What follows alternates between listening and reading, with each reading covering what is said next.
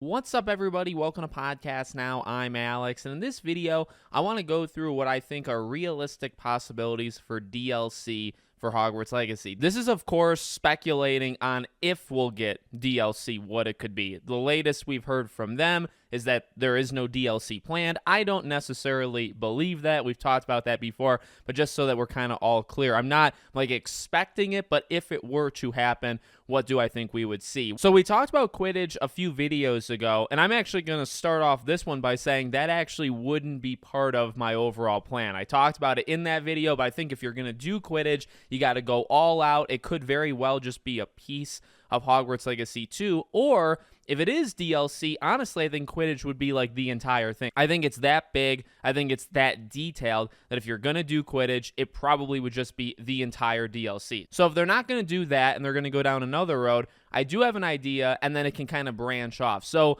I'm kind of thinking like an activities pack along with the story mission. So what I mean by that is you would give us DLC, 20, 25, 30 bucks, however much it is. It would be some sort of, story content, a main quest line. And this one main thing that's going on would be broken down into 5 to 8 main missions, right? So there'd be a main quest line you would go through. It's like the story. And then you'd also have more side activities, which we'll talk about, and side quests. Now, one other thing I think they could do is actually add another companion. So this is actually where it would kind of get broken down. I think no matter what, a good DLC for this game would be, you got a story thing, it would be like a 2 to 4 hour, whatever it is, and then you would have side quests, you'd have new side activities, that I think would stay no matter what. Now, you do have an option of what kind of story you're going to tell. There's some examples where the story will actually further the game and almost lead you to the next one.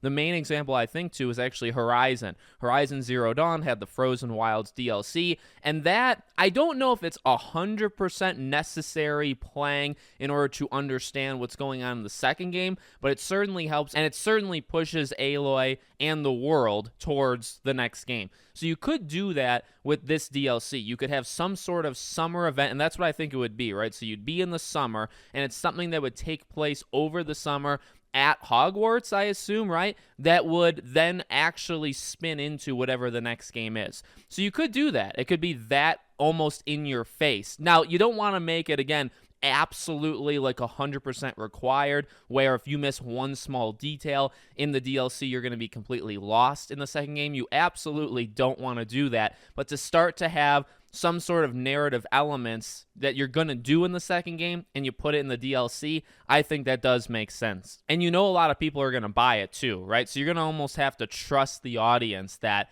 a lot of people are going to get this game. So in terms of the main storyline, that's what I would do. Now, in terms of what that is, honestly, I'm not that sure. I don't know if you want to keep going down the ancient magic, road. I do actually have another video planned for that of which ending they actually will consider canon. I do want to talk about that in a separate video, and you may need to answer that in the DLC, to be honest with you. But I think something like that in the summer, you have a 5 to 8, again, mission kind of thing for the main stuff. And then you have your side stuff. So you'd have side characters, right, that would give you quests, whatever that ends up being. But I actually think adding the Ravenclaw, an actual Sebastian, Natsai, Poppy level, I think adding them as DLC actually kind of makes sense, right? Because if you think about it, what I'm trying to basically do is build a smaller game. With my pitch here of this DLC, build a smaller game. So smaller main mission amount, smaller side mission amount, and then instead of 3 companions, just give us 1.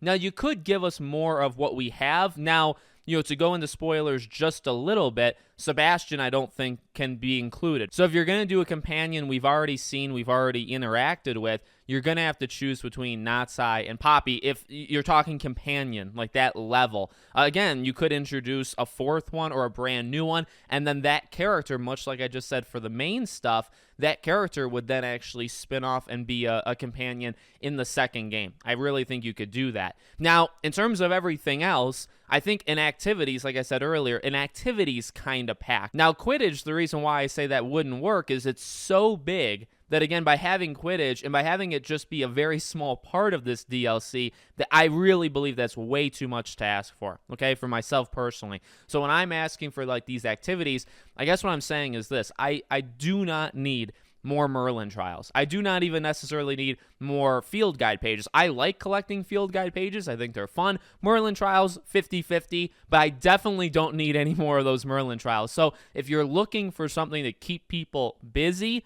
I think you're going to have to do that through the content of the story and the quests, right? So that's why I say side quest, another companion, a couple different maybe mini games, right? And then this is where a wizard's chest would actually really come up. So wizard's chest, not in the base game. I'm going to be honest. I know this maybe sounds so entitled or so like high. I really don't think it would be that difficult. I really don't think Wizard's Chess is all that hard to put into the game. Maybe they ran out of time, whatever the reason may be. If they want to make that a big element of the DLC, here's what you do. You have that 5 to 8 main mission thing. You got one new companion that you go on like a 3-4 quest line with. You got a couple side quests, right? So you're looking at like a 10-hour thing, right? Maybe a 10, 15-hour thing, which would be in line with Frozen Wilds, would be in line with maybe Witcher stuff as well, right? Now, do you add like more enemy types? There's that stuff. And then if you're looking to do the Merlin trial equivalent, take all that stuff out, all that fluff.